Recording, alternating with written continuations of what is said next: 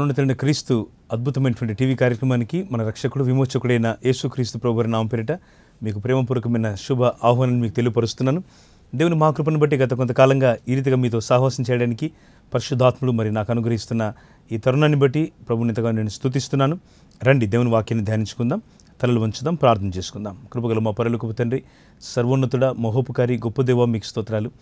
మా ఆత్మలకు నాయన మీరు మేలును క్షేమాన్ని కలిగించే దేవుడు. గడిచిన కాలమంతైనా మీరు మాకు వృద్ధిని కాపుదలను అనుగ్రహించి దేవ ఈ రీతిగా మీతో సాహసం చేయటకు మీరు చూపిన కృప కొరకు స్తోత్రాలు. కొద్ది సమయంలోనే మీ లేఖన భాగాన్ని మేము ధ్యానిస్తుండగా మీరే మాకు బోధకుడివి, సర్వసత్యములోనికి ప్రజలు నడిపించమని యేసు నామమున ప్రార్థించి పొంది ఉన్నాము తండ్రి, ఆమేన్.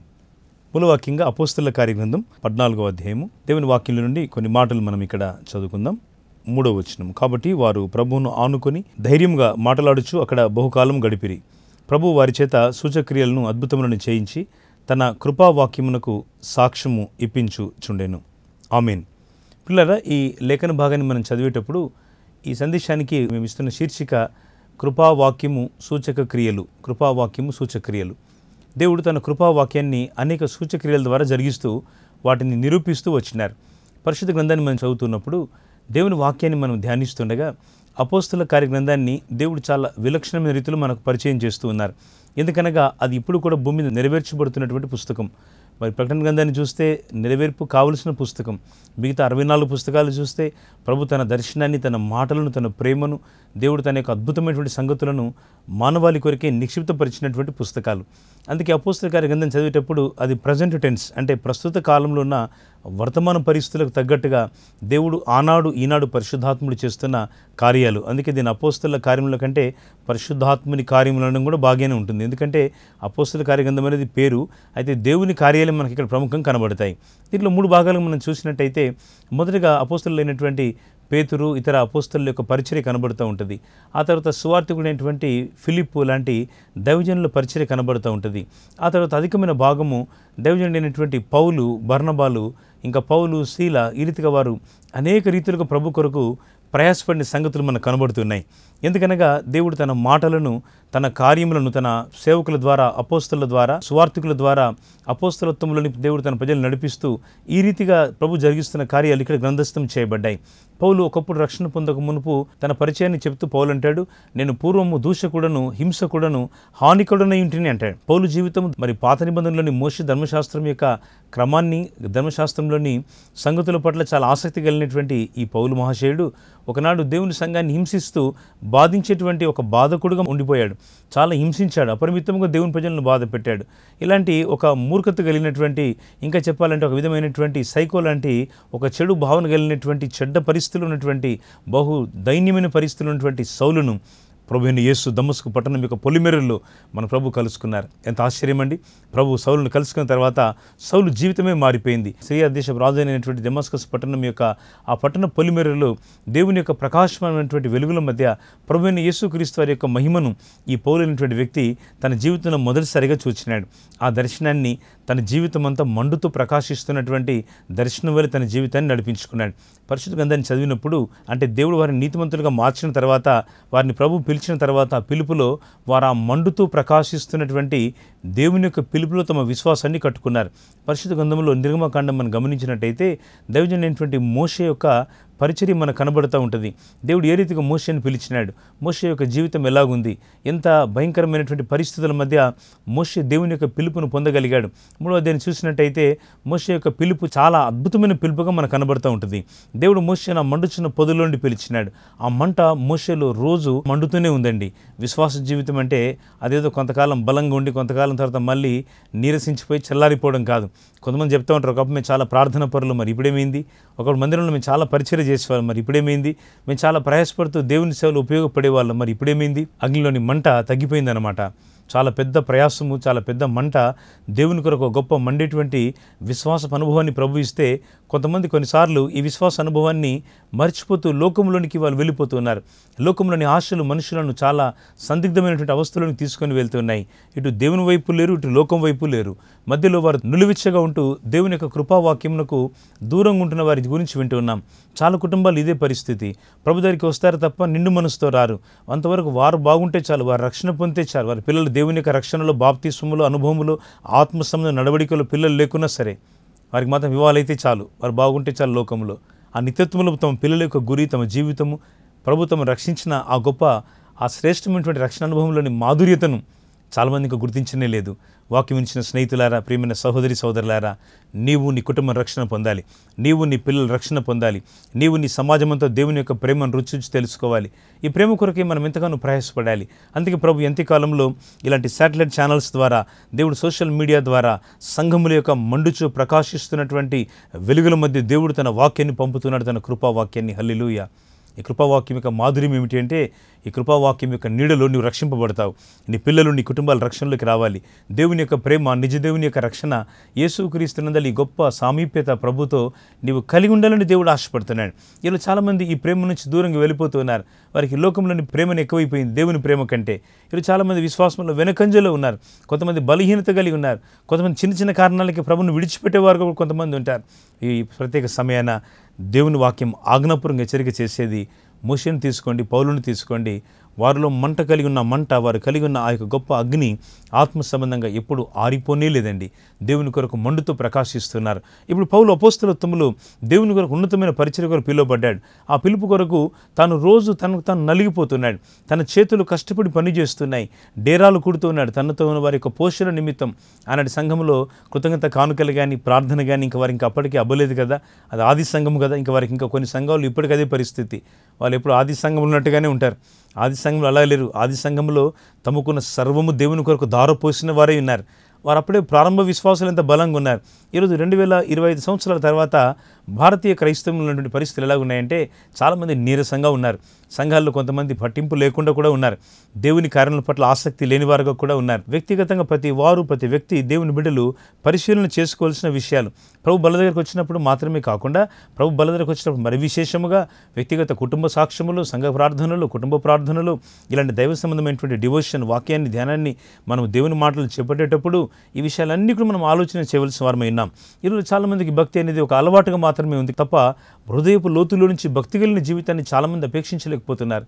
అందుకే మనం దేవుని మాటలు వింటుండగా మన హృదయాలను స్థిరపరచుకోవాలి, దేవుని కృపావాక్యమునకు అప్పగించుకోవాలి. పౌలు దేవుని కొరకు పిలువబడిన పిలుపు కొరకు ప్రయాసపడుతూ తన చేతులతో కష్టార్జితమైన పని చేస్తూ డేరాలు కుడుతూ ఉన్నాడు. పౌలు డేరాలు కుడుతూ తనతో ఉన్న వారిని, తనతో ఉన్న సహోదరులకు, తనతో ఉన్న ప్రజలకి వారికి ఆహారం కావాలి, వస్త్రాలు కావాలి, వస్తువులు కావాలి, ప్రయాణానికి డబ్బు కావాలి. ఆ రోజుల్లో ఈ ఓడ ప్రయాణాలు, ఇంకా రోడ్డు ప్రయాణాలు, ఇంకెన్నెన్నో ప్రయాణాలు, విమాన ప్రయాణాలు లేవు కదా ఆ రోజుల్లో. వారి ప్రయాణాలన్నింటిలో కూడా 3 మిషనరీ ప్రయాణాల్లో అపోస్తలుడైన పౌలు భక్తుని యొక్క ప్రయాసము, సంఘము పౌలును కొంత వారు ఆదుకున్నా, వారు బలపరిచినా ఆయన చేతులు ఇంకా పనిచేస్తూనే ఉన్నాయి. ప్రభు కొరకు ఎంతగానో ప్రయాసపడుతున్నాడు. ఈరోజు చాలా చోట్ల అదే పరిస్థితులు ఎదురవుతున్నాయి. దేవుని పనిని పోషించే బాధ్యత సంఘముగా ప్రతి విశ్వాసి తీసుకోవాలి. ఏ కార్యక్రమం ఉన్నా, ఏ ప్రార్థన కూడికలున్నా, మందిరంలో బహిరంగ సువార్త కూడికలున్నా, పరిచర్య ద్వారా ఏ రకమైన పరిచర్యలు జరుగుతున్నాయో వాటి మీద కొంత దృష్టి ఉంచవలసిన సమయంలో మనం ఉన్నాం. నిర్లక్ష్యంతో ఉండవలసిన సమయం కాదని దేవుని దాసుగా నేను మీకు మనవి చేస్తున్నాను.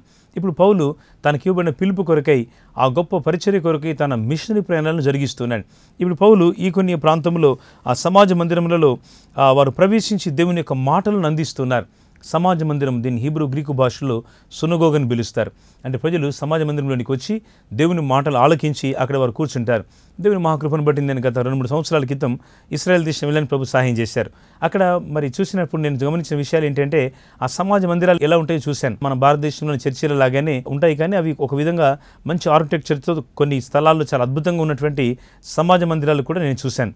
అక్కడ ప్రజలు సమాజ మందిరానికి వచ్చి యెరూషలేములోని దేవుని మందిరానికి చాలా దూరంలోని మందిరానికి వెళ్ళడం అన్నిసార్లు సాధ్యం కానప్పుడు, వారు శనివారాలు లేక ఆ యొక్క విశ్రాంతి సమయాల్లో వారు ప్రార్థన మందిరాల్లో కూడుకొని దేవుని సన్నిధిలో వారు ఆరాధించడం నేను గమనించాను.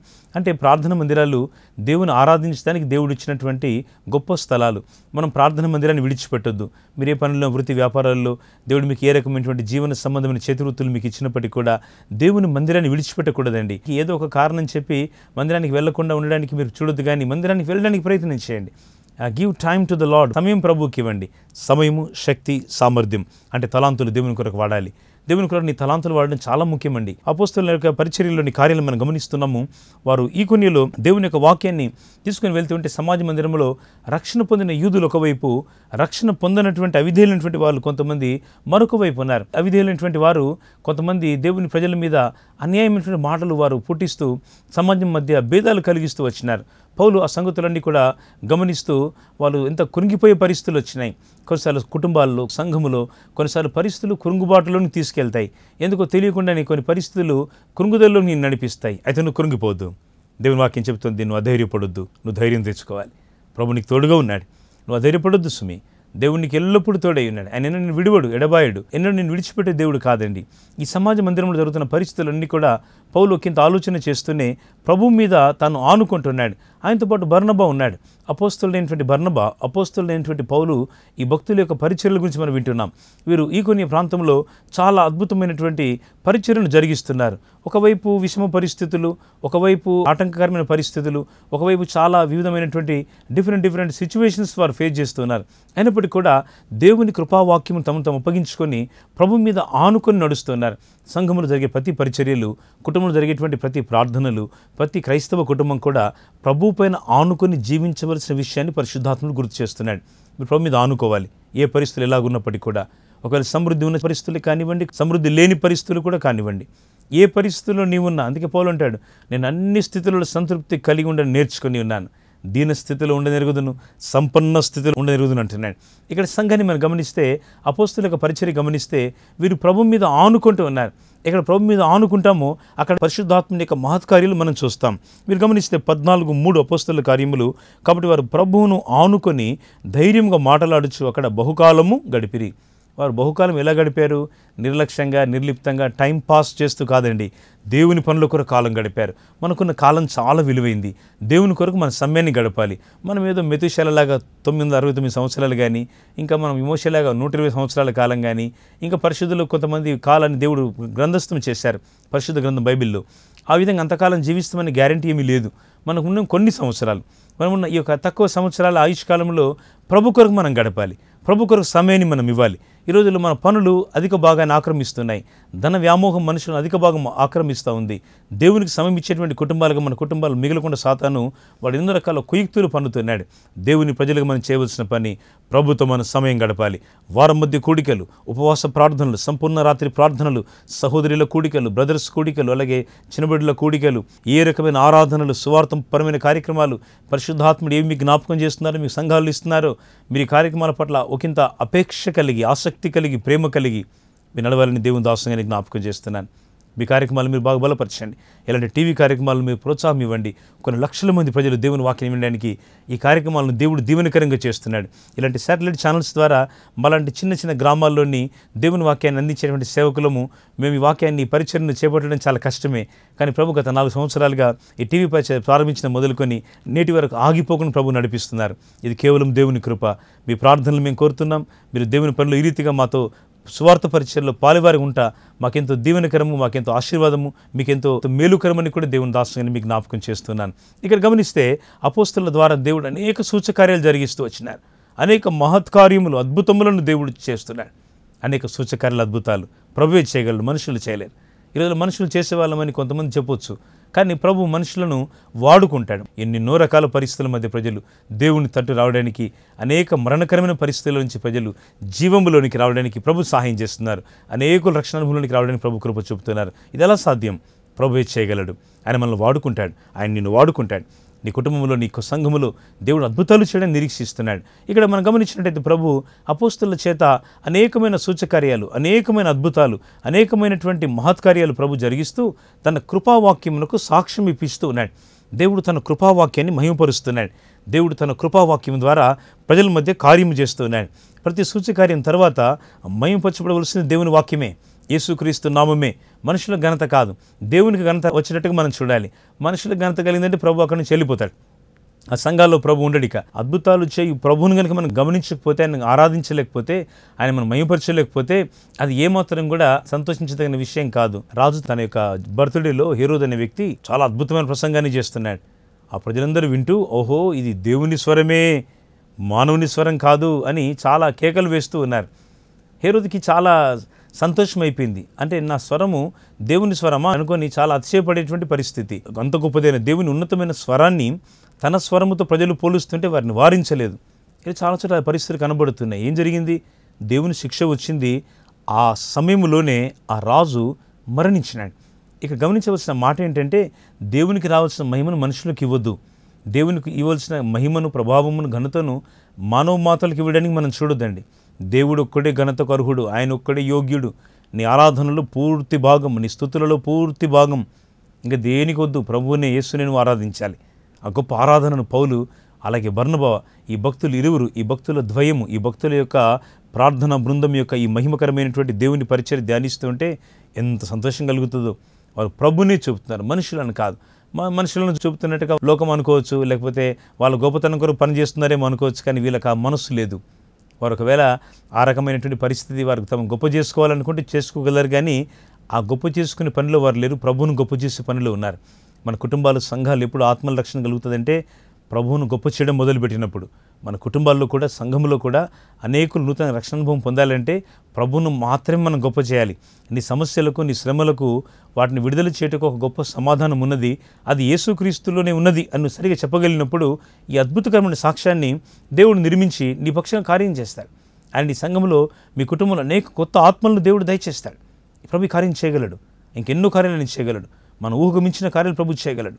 అందుకే పౌలు ఆ సందర్భాన్ని మనం గమనించినట్టయితే, బర్నబా వీరు ప్రభు కొరకు అనేక గొప్ప కార్యాలు చేస్తూ ఉన్నారు. అనేకమైనటువంటి అద్భుతాల చేత ప్రభు తన కృపావాక్యమునకు సాక్ష్యం ఇప్పిస్తున్నాడు. సాక్ష్యం ఇవ్వాలి, ప్రభు నా పట్ల కార్యం చేశాడు అని మనం చెప్పాలండి. మన కుటుంబాల్లో, మన సంఘాలలో ప్రభు చేసిన మేలును అనేకులతో మనం పంచుకోవాలి. వ్యక్తిగత సువార్త అంటే ఇదే కదా, అనేకులతో పంచుకోవడం. దైవజనుడి ఫిలిప్పు పరిచయం గురించి మనం వింటాం. ఆయన వ్యక్తిగతంగా పంచుకుంటున్నాడు, నపుంసకులతో మాట్లాడుతున్నాడు. లోకంలో వెలివేయబడినా, లేక బాధింపబడినా, లేక మనుషుల మధ్య తక్కువగా చూడబడుతున్న వ్యక్తుల మధ్య కూడా దేవుడు తన వాక్యాన్ని పంపితే ఫిలిప్పు వెళ్ళి నపుంసకుడైనటువంటి కందాకే రాణి దగ్గర పనిచేస్తున్నటువంటి ఆ యొక్క ఐథియోపియైనటువంటి నపుంసకునికి, ఆర్థిక శాఖ మంత్రికి, ఫైనాన్స్ మినిస్టర్కి వాక్యాన్ని తీసుకుని పోతూ ఫిలిప్ అందిస్తున్నాడు దేవుని సువార్తను. ఆయన అంటున్నాడు, నాకు బాప్సం ఇవ్వండి సార్ అంటున్నాడు. అలాగే నీ బాప్సం ఇస్తాను అని చెప్పి వెంటనే రథాన్ని ఆపమని ఆయన ఆజ్ఞాపించిన తర్వాత ఇద్దరు నీళ్ళలో దిగారు. బాప్తిసం పొందుతున్నాడు ఆ యొక్క నపుంసకుడైనటువంటి ఐథియోపియుడు. ఇప్పుడు ఆ వ్యక్తి రక్షణలోనికి వచ్చినాడు. ఆ తర్వాత ఆ స్థలం నుంచి మరి లేచి ఆ పరిశుద్ధాత్మ దేవుడు అతన్ని తీసుకొని ఫిలిప్పును ఇంకో స్థలాన్ని తీసుకొని వెళ్ళాడు. దేవుడు అద్భుతాలు చేస్తూ వచ్చినాడు. అవును ప్రభు, ఆ రోజే కాదు, ఈ రోజు కూడా, ఇప్పుడు కూడా, ఈ టెలికాస్ట్ సమయంలో కూడా దేవుడు మీ పట్ల అద్భుతము చేస్తున్నాడు. అద్భుతము చేయగలడు. మీకున్న చీకటిని వెలుగు చేయగలడు. ఆయన మీకున్న బలహీనతలను బాగు చేయగలడు. మీకు నిబంధనలను పరామర్శించగలడు. అందుకని మీరు ఆయన తట్టు చూస్తే చాలు. వారు ఆయన తట్టు చూడగా వారికి వెలుగు కలిగెను, వారి ముఖములెన్నడను లజ్జింపకపోవును. ఈ దీనుడు మొరపెట్టగా యెహోవా ఆలకించెను, అతని శ్రమలన్నిటిలో నుండి అతన్ని తప్పించాను. ఈ ప్రత్యేక సమయాన్ని మీరు దేవుని వాక్యం వింటుండగా ప్రభువును తప్పిస్తాడు. మీరే పరిస్థితిలో ఉన్నప్పటికీ కూడా మీకున్న ప్రతి చీకటిని ఆయన వెలుగు చేయడానికి నిరీక్షిస్తున్నాడు. ఇంకా మనం కొన్ని మాటలు గమనిస్తే ప్రజలు అక్కడ కొంతమంది యూదుల పక్షంగా, కొంతమంది అపోస్తలుల పక్షంగా ఉన్నారు. ఇంకా యూదుల్లో కొంతమందికి ఇంకా రక్షణ లేదు కదా, వారు ఇంకా రక్షణ పొందలేదు. ఇప్పుడు కూడా చాలా ప్రాంతాల్లో మరి యూదుల యొక్క జీవితాలు వారు చూసినట్టయితే వారు పాత నిబంధన పాటించే వారు ఉన్నారు కదా. మరి ఆ రోజు కూడా పౌలు అలాగే బర్నబాల యొక్క పరిచర్య గమనిస్తుంటే కొందరు అపోస్తలుల పక్షంగా, కొందరు యూదుల పక్షంగా ఉన్నారు. ఆ స్థలంలో వారు దేవుని యొక్క సువార్తను అనేక ప్రదేశాలకు వారు వ్యాపితమై అనేక స్థలాలకు సువార్తను తీసుకొని పోతున్నారు.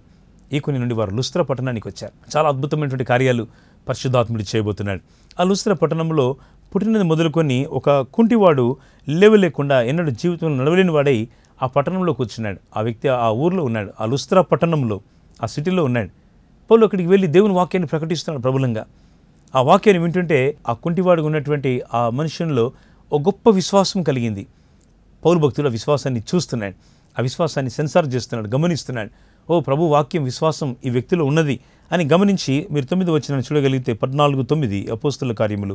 అతడు పౌలు మాట్లాడుట వినను, పౌలు అతని వైపు తేరిచూచి స్వస్థత పొందుటకు అతనికి విశ్వాసం ఉండెనని గ్రహించి. ఇప్పుడు స్వస్థత పొందడానికి ఈ మామూలుగా ఈ యొక్క సమస్యలో, శ్రమలో ఉన్నటువంటి వ్యక్తికి, అంటే నడవలేకుండా కుంటివాడుకునే వ్యక్తికి విశ్వాసం ఉన్నది అని పౌలు గ్రహిస్తున్నాడు. పౌలు దైవజనుడు, ఆయన గ్రహిస్తున్నాడు విశ్వాసం ఉంది ఈ వ్యక్తికి అని. అందుకే ఆ వ్యక్తితో అంటున్నాడు, నువ్వు లేచి నీ పాదములు మోపి సరిగ్గా నిలువుము అన్నాడు. నువ్వు సరిగ్గా నిలబడి నడువు అంటున్నాడు. దేవుని సేవకుడు దేవుని మాటగా చెప్తున్నాడు. ఒక అద్భుతం కలిగింది. మాట్లాడుచుండగానే దేవుని శక్తి ఆ మనుషుని తాకింది. మాట్లాడుతుంది దేవుని మాట ఇప్పుడు కూడా. నిలబడిన ఈ సేవకుడు, ఈ మనుషుడు మట్టి మనుషుడే, కానీ మాట్లాడుతున్న దేవుని మాట. దేవుని మాట, ఈ మాట మీరు తీసుకోవాలి. ఈ మాట మీకు క్షేమాన్ని ఇస్తుంది. ఈ మాట మీకు బలాన్ని, శక్తిని, సామర్థ్యతను, మీకున్న చీకటిని వెలుగు చేయగల శక్తి దేవుని మాటలో ఉంది. ప్రభు ఒక మాట పలికాడు, భూమి కలుగునుగాక, బ్రహ్మాండమైన భూమి కలిగింది. ఒక మాట ప్రభు అన్నాడు, ఆకాశము కలుగునుగాక, ఆకాశము కలిగింది. సముద్రములు కలుగునుగాక, బీభత్సమైన సముద్రాలు. ప్రపంచంలో 70% వరకు రమారమి నీటి యొక్క ఉనికి కలిగినటువంటి సముద్రాలు ప్రపంచంలో అద్భుతంగా దేవుడు ఒక్క మాటతో సృష్టించాడు. ఎంత శక్తిగల దేవుడు మన ప్రభు అయినాడు. దేవునికి స్తోత్రం, హల్లెలూయా.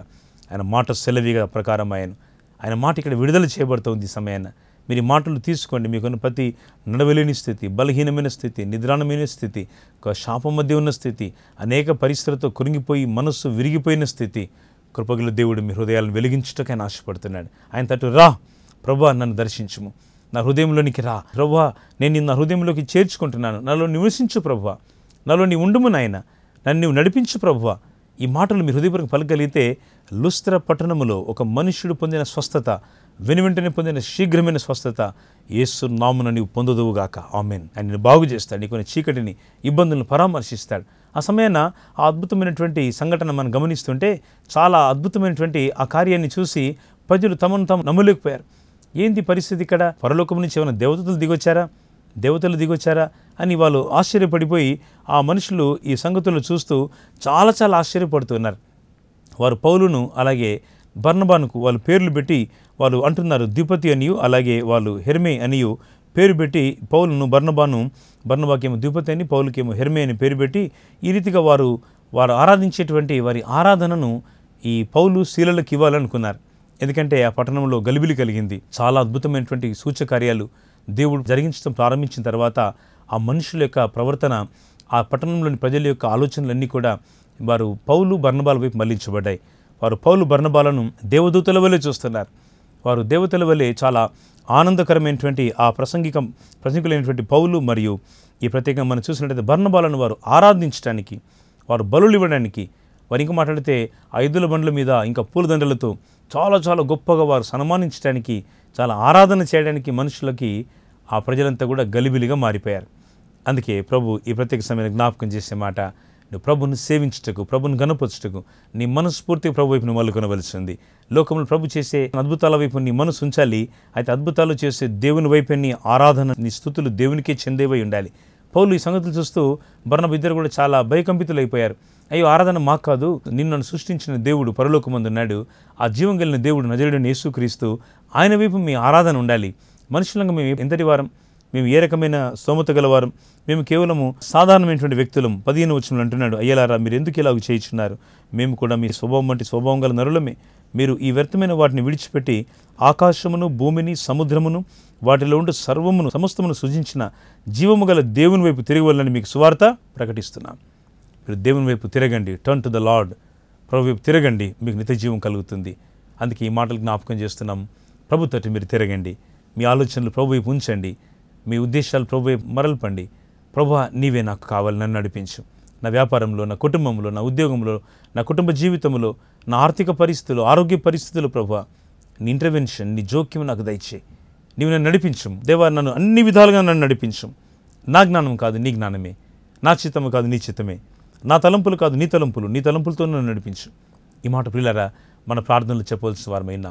నేను మీకు జ్ఞాపకం చేసే మాట, పౌలు ఆ లుస్త్ర పట్టణములో అలాగే దైవజనుడైన బర్నబాతో కలిసి దేవుని యొక్క సువార్తను అందిస్తుండగా పుట్టినది మొదలుకొని నడవలేని ఒక కుంటివాడు, ఆ మనుష్యుడు వెంటనే స్వస్థత పొందినాడు. దేవుడు తన కృపావాక్యమునకు సాక్ష్యం ఇప్పిస్తున్నాడు. ఆనాడు ఈరోజు కూడా ప్రభు ఈ సాక్ష్యాన్ని ఇవ్వాలని, నీ ద్వారా జరిగించాలని కోరుకుంటున్నాడు. ఈ కాలంలో ప్రభు కొరకు నువ్వు ఒక నడిచే పత్రికవై స్వార్థికమని దేవుని యొక్క రాజ్య విస్తరణ కొరకైనా ఒక మంచి పాత్రగా నీ ఆత్మీయతను కట్టుకోవాలని నువ్వు ఆశపడు. ప్రభు నిన్ను నింపుతాడు. అది నీకు కావాల్సింది పరిశుద్ధత. పరిశుద్ధత లేకుండా ఎవడును ప్రభువును చూడడు. పరిశుద్ధత ప్రభుని సేవించాలి. నీ ఆరాధనలో, నీ కుటుంబంలో, నీ వ్యక్తిగత పనులలో, నీ సాక్ష్యంలో ఈ పరిశుద్ధమైన జీవితం దేవుడు డిమాండ్ చేస్తున్నాడు. ఆయన కోరుతున్నాడు. పరిశుద్ధత గల చోట ఆయన ఉంటాడు, నివాసం ఉంటాడు. పరిశుద్ధ గల ప్రజలు ఆయనకి ఇష్టం. పరిశుద్ధుల మధ్య ఆయన ఆరాధించబడడం ఆయనకి ఎంతగానో ఇష్టమైనది. అందుకే సంఘములో, కుటుంబంలో దేవుని చెందవలసిన ఆరాధన అది పరిశుద్ధాత్మ దేవుని ఘనపరిచే ఆరాధన. నీ ఆరాధన దేవుని ఎదుట పరిశుద్ధమైనదై ఉండాలి, ఆయన ఘనపరిచేదై ఉండాలి, ఆయన హెచ్చించేదై ఉండాలి, ఆయన కొరకై నీ సర్వాన్ని ధారపోసేదై ఉండాలి. అందుకే ఈ ఆరాధన కొరకై ప్రభు నిన్ను నన్ను పిలుస్తున్నాడు. ఆయన తన కృపావాక్యమునకు సాక్ష్యం ఇప్పిస్తూ దేవుడు పట్టణంలో తన యొక్క సువార్తను దేవుడు స్థాపిస్తున్నాడు. ఆ రీతిగా అంత్యోక్యలో, ఈకొనియాలో, ఆ తర్వాత లుస్త్రాలో ప్రభు ఆయా సమయాల్లో దేవుడు అనేక హృదయాలను తెరవడం మొదలుపెట్టినాడు. యూరోప్ ఖండానికి సువార్తను తీసుకుని వెళ్ళిన తర్వాత పౌలు భక్తుడు అక్కడ మనం గమనించినట్టయితే చాలా అద్భుతమైన విషయాలు మనకు రాయబడ్డాయి. లూదియా అని పేరు కలిగినటువంటి ఒక దైవభక్తి కలిగినటువంటి ఒక స్త్రీ, ఆమె వింటా ఉంది, ఆమె ఒక షాప్ నడిపిస్తూ ఉంది, ఊదా రంగు పొడి అమ్మేటువంటి షాపు. ఆ షాపు నడిపించేటువంటి ఒక బిజినెస్ పర్సన్ ఆమె దేవుని యొక్క కృపా వాక్యాన్ని విన్న తర్వాత, అపోస్తలుడైనటువంటి పౌలు భక్తుని యొక్క మాటలు విన్న తర్వాత దేవుడు ఆమె హృదయాన్ని తెరిచినాడు. ఆ రీతిగా యూరోప్ ఖండంలో అనేక తలుపులు తెరవబడ్డాయి. దేవుని యొక్క రాజ్యం యొక్క విస్తరణ యూరోప్ ఖండానికి దేవుడు ఒక సహోదరి, ఒక స్త్రీ యొక్క సాక్ష్యాన్ని దేవుడు ఆమె హృదయంలో ఇచ్చినటువంటి భారాన్ని బట్టి ఆమె ప్రభుత్వం తన మనసును ఆమె మళ్లించుకోవటం ద్వారా, తన ఆలోచనలో, తన జీవితంలో ప్రభువుకు స్థానం ఇచ్చడం ద్వారా, రక్షణ పొందడం ద్వారా యూరోప్ ఖండానికి దేవుడు రక్షణ ద్వారాలను దేవుడు తెరిచినాడు. ఈరోజు నీ సాక్ష్యం ద్వారా, నీ ప్రయాసం ద్వారా, నీ కన్నిటి ప్రార్థన ద్వారా, నీ యొక్క పరిచర్యతో కూడినటువంటి దేవుని కొరకు ఇష్టమైనటువంటి పరిచర్యల ద్వారా దేవుడు నీ ద్వారాలు తెరవాలనుకుంటున్నాడు. ఆయన కొరకు ఉపయోగపడే ద్వారంగా ఉంటే ఆయన తప్పక నిన్ను బట్టి సంతోషపడతాడు, ఆయన నిన్ను బట్టి ఆనందపడతాడు. పౌలు, బర్నబాలు దేవుని కొరకై, ఒక ఉన్నతమైన పిలుపు కొరకై వారు ఎంతగానో ప్రయాసపడుతూ దేవుని రాజ్యాన్ని కట్టే పనిలో వారు తమ యొక్క జీవితాన్ని మరి పానార్పణంగా పోయబడడానికి కూడా వారు ఇష్టపడి దేవుని కొరకు సాగిపోతూ వచ్చినారు. క్రీస్తునందు ప్రియులారా, ఈ ప్రత్యేక సమయాన్ని ముగించబోతు జ్ఞాపకం చేస్తున్నాను. ప్రభు కొరకు నీ యొక్క ప్రయాసము చాలా శ్రేష్టమైన ప్రయాసం ప్రభు కొరకు కలిగి ఉండాలి. ఆయన కొరకైన ప్రేమ, త్యాగము, ప్రభు కొరకైనటువంటి ఒక గొప్ప బలీయమైనటువంటి ఒక గొప్ప ఉద్దేశం, దేవుని కొరకైన ఒక గొప్ప భారముతో ప్రభు కొరకు సాగిపోటకై నువ్వు ఇష్టపడాలి. ప్రభు వాటి కొరకే పిలుస్తున్నాడు. నువ్వు ఆయన తట్టు మల్లుకున్న సమయం ఇది. ప్రభు అని నీ తట్టు నా మనసును ఉంచుతున్నాను, నన్ను అంగీకరించుము, నన్ను నడిపించుము. ఈ ఉద్దేశం ప్రభుత్వం నువ్వు కలిగి ప్రభులోని విశ్వాసాన్ని కట్టుకుంటూ రోజు ఈ గొప్ప అద్భుతమైన కృపావాక్యములకు సాక్ష్యం ఇచ్చేటువంటి అద్భుతమైన బిడ్డగా నీ యొక్క విశ్వాసాన్ని నీవు ఆయనలో బలం పొంది బిడ్డ ఉండాలని కోరుకుంటూ అభిలషిస్తూ ఈ మా మాటలు ముగిస్తున్నాం. దేవుడు మీ కుటుంబాన్ని, మీ కుటుంబ పరిస్థితులన్నీ కూడా దేవుడు దీవెనకరంగా ఆయన ఆశీర్వదించునుగాక. ఆమేన్. చాలా సంతోషం పిల్లరా మీతో దేవుని వాక్యాన్ని పంచుకోవడం. ఈ రీతిగా ప్రభు యొక్క వాక్యం మరి అనేకుల మధ్య మరి దేవుడు అందిస్తున్నారు మన తెలుగు ప్రజల మధ్య. ఈ కార్యక్రమాలు మీకు దీవెనకరంగా ఉంటే మాకు తెలియపరచండి. మీ యొక్క ప్రార్థన విన్నపాలు మీకు స్క్రీన్ పైన చూపించబడుతున్న మా నెంబర్స్కి మీరు ఫోన్ ద్వారా లేక టెక్స్ట్ మెసేజ్ ద్వారా లేక వాట్సాప్ ద్వారా మీ యొక్క ప్రార్థన విన్నపాలు మాకు తెలియపరచండి. ప్రభు మీ జీవితాలు చేసిన మేలును బట్టి మరి మనం కలిసి ప్రభుని స్తుతిద్దాం.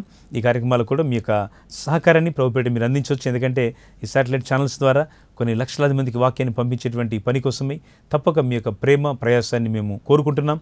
తప్పక దేవుని పనిలో మాతో కలిసి దేవుని యొక్క రాజ్య విస్తరణలో మీరు ఉపయోగపడతారని ఆశిస్తున్నాం.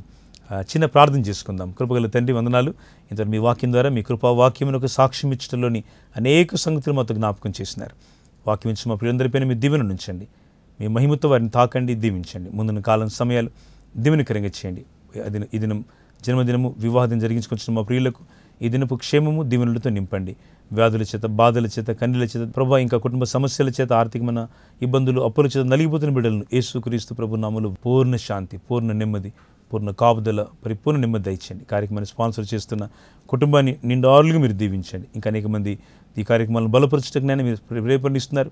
అనేకులని గొప్ప పరిచర్ల కొరకై తమంతట ముందుకు నేను ప్రయాసంతో, సంతోషంతో మీ పనిని ప్రేమించి ముందుకు రాగలిగినట్లు సహాయపడండి. అనేకులు మీ స్వార్థ కృపావాక్యాన్ని పంపించండి.